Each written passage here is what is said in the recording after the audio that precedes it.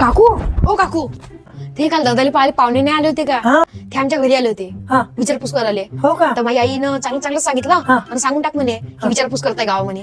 अरे बाबा बरं झालं रे बापू. ठीक आहे. ठीक आहे. ते राजू घरचं घर तुमचंच आहे का? तुमचं? हो हेच रे. अच्छा अच्छा. तर ते तुम्हाला विचारपूस करायला थोडीशी.